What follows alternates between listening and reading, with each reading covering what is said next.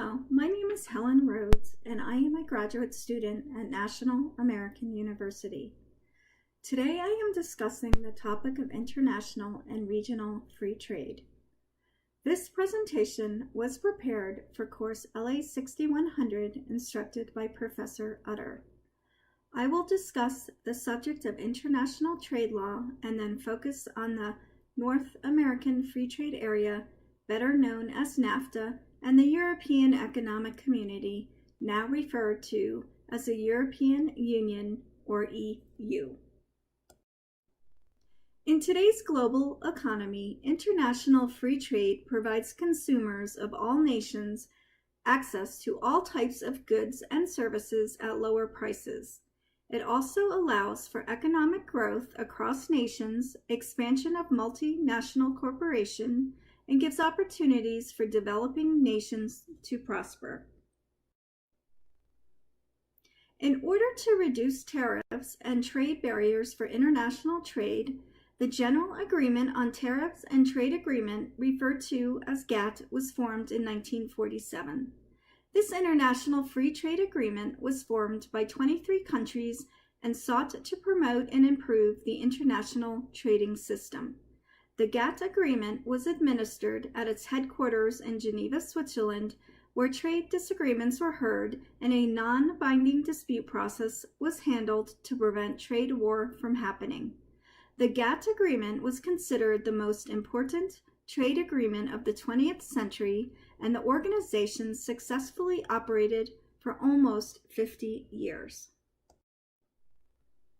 Although the GATT organization was a successful endeavor for international trade, it did not cover important trade areas such as trade in services, intellectual property, agricultural, and textile industries. The World Trade Organization, or WTO, replaced the GATT organization in 1995. WTO is the most important world organization today, with 159 member nations as of 2013. There are numerous WTO trade agreements in place, and some of the most important are the 1947 and 1994 General Agreement on Tariffs and Trade, which covers trade in goods, the General Agreement on Trade and Services for domestic markets to foreign service providers, the agreement establishing the World Trade Organization, and the WTO Dispute Settlement Understanding Agreement. In addition, there are other important international trade agreements dealing with agricultural, textiles and clothing, sanitary practices, rules of origin, intellectual property, and policy review. Important factors to remember about the GATT and WTO international trade agreements are they allow for multilateral trade opportunities and negotiations and are meant to be transparent in nature and non-discriminatory. They also will treat domestically produced goods and imported goods the same as far as tax laws, regulations, and other national laws. GATT and WTO trade agreements also seek to eliminate quotas, to reduce tariff rates, and provide an avenue for consult and dispute resolutions. While GATT and WTO focus on global trade, there are also regional area agreements in place that promote free trade in certain regional areas or between specific countries. Regional trade areas may be created for economic, foreign policy, political, or even for security reasons in specified regions. These agreements are considered free trade agreements and typically offer reduced or no tariffs and seek to eliminate trade barriers between regions. It is important to note that some argue that regional area agreements are in conflict with the spirit of international free trade because they limit benefits to certain countries and, in essence, create a type of trading bloc. One example of a regional area agreement is the North American Free Trade Area, better known as NAFTA.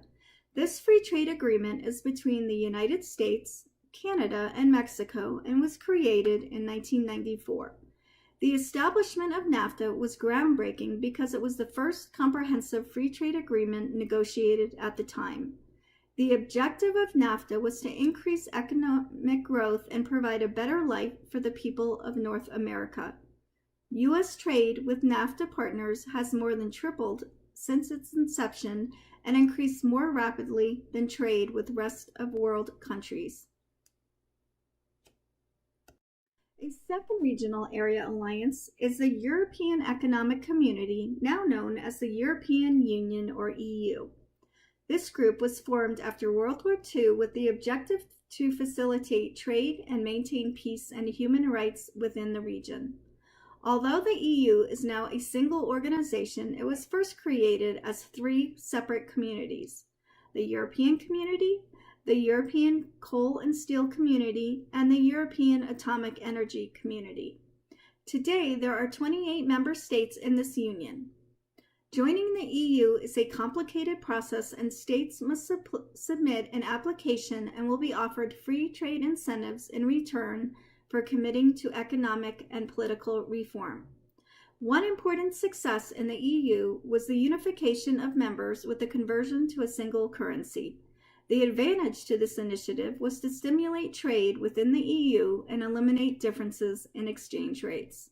A drawback to having a single currency is the centralization of power into a small group of individuals, which risks the EU's fundamental principle of promoting individual liberty. In 2016, the United Kingdom announced it would be pulling out of the EU because it felt the EU was ignoring important social and human rights, such as the poor treatment of immigrants. Since then, France, the Netherlands, Austria, Finland, and Hungary have threatened to leave the EU. This is in part due to a slow and unequal growth in the nations. For example, Italy is now experiencing a 40% unemployment rate. All members agree the EU needs radical reform. Opponents of free trade believe not enough has been done to improve competitiveness, labor standards, and environmental conditions. However, there are many advantages to free trade. These advantages include improving economic, political, and social relations between countries, creating a competitive global market through deregulation and reduced tariffs, which leads to more efficient manufacturing processes and increases availability of lower-priced goods, improving worldwide living standards, and working conditions. In conclusion, the advantages of free trade agreements far outweigh the disadvantages. Free trade has paved a pathway for economic opportunities and growth across the globe. Thank you for your time, and I hope you have enjoyed and learned from this presentation.